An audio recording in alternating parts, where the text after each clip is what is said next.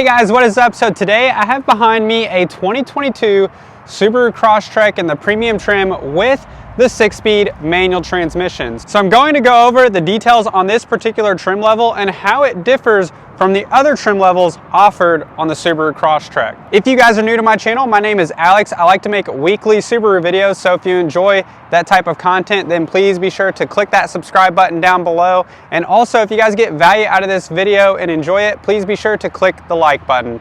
This is also a special order I had from a local customer who recently relocated to Alaska. So we got something special installed on this car. I'm not gonna give it away just now. I'll tell you guys by the end of the video. But if you can guess what somebody would need on their car from the factory for living in Alaska, then leave that comment down below. Leave your guess in the comment section below. So this is totally random, but I wanted to show you guys this because I've never had a set of the Subaru STI wheels installed on a Subaru Crosstrek, and it just so happens that today we have a customer who's about to take delivery of their new 2022 Crosstrek, and they opted for the factory add-on of the STI wheels. I think that these actually look really good, especially on a car like this, the color combo with the cool gray khaki and the black. I think that the color contrast between the two looks really good. Something I'm used to saying in almost every one of my videos is that all new Subarus starting in 2020 and newer, for the most part, come with EyeSight. That's the adaptive cruise control and the automatic braking up front. Well, there is one exception. Any of the Subarus with manual transmission like this one do not have EyeSight, so they don't have the cameras up front, as you can see. So that means this Crosstrek doesn't have the adaptive cruise control, it doesn't have the automatic braking, and it doesn't have the lane centering functions that you see on all of the Subarus with the CVT transmission. By the way, here's a Crosstrek that does have EyeSight, and you can see the cameras up there. That's the easiest way to tell on any Subaru if it has the EyeSight. So the Crosstrek Premium has the option to add the blind spot monitoring in the CVT transmission. In the manual transmission, you do not have the option to add the blind spot monitoring, so you don't have the feature inside of the mirror cap that lights up orange whenever you've got somebody in your blind spot. Another way to tell if your Subaru has blind spot detection is by folding the mirror in. You can do that manually and looking on the inside of the mirror cap. So this one does not have the little black screen there that lights up orange, and so therefore it does not have the blind spot monitoring.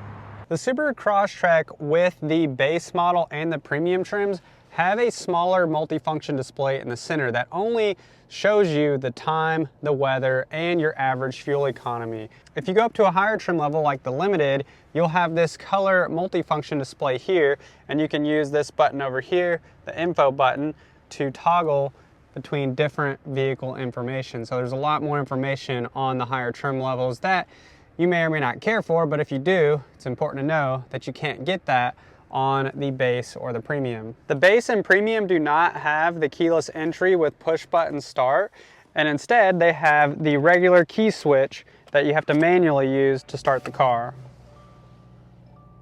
With the launch of the 2021 Subaru Crosstrek, Subaru introduced an upgraded engine. The upgraded engine increased the horsepower output by 30 horsepower. So the new engine is a 2.5 liter. It has 182 horsepower, whereas the original engine is a 2 liter engine with 152 horsepower. Now, the base and the premium come standard with the 2 liter. Even with the manual transmission, it can only get the 2 liter engine like this one. If you bump up to a Sport or a Limited, it comes standard with that 2.5. But again, you're talking only a difference of 30 more horsepower.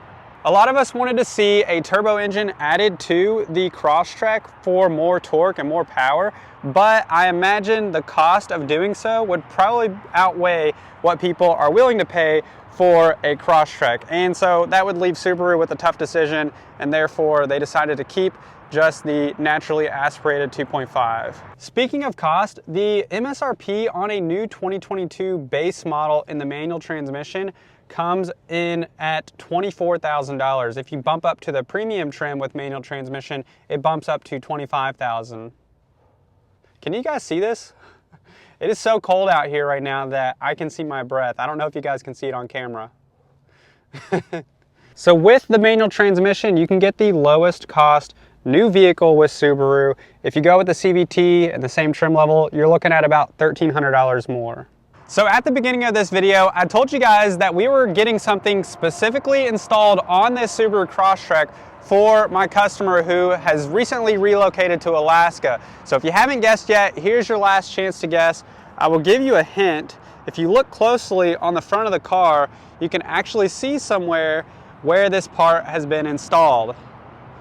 So if you haven't guessed yet, it is actually this plug up in front of the car. So you can actually take this off, plug it into the wall, and charge it. This is an all-electric Crosstrek. Actually, I'm just kidding, guys. This is not an all-electric Crosstrek. Hopefully that comes soon in the next couple of years, but this is actually a plug to heat up or keep the engine warm whenever you're driving in frigid cold temperatures like Alaska. So whenever your car is sitting idle, instead of having to start the car and have a cold start and having the fluids cold, like the engine fluids cold, and that being rough on your components, you can actually keep the engine warm for a few hours each day by plugging this in, keep those fluids warm. That way, whenever you do go to start the car up, it's not creating additional wear and tear on the engine. So that is my basic understanding of it. I will be honest with you guys, I have never actually used one of these before, but I have seen them on cars.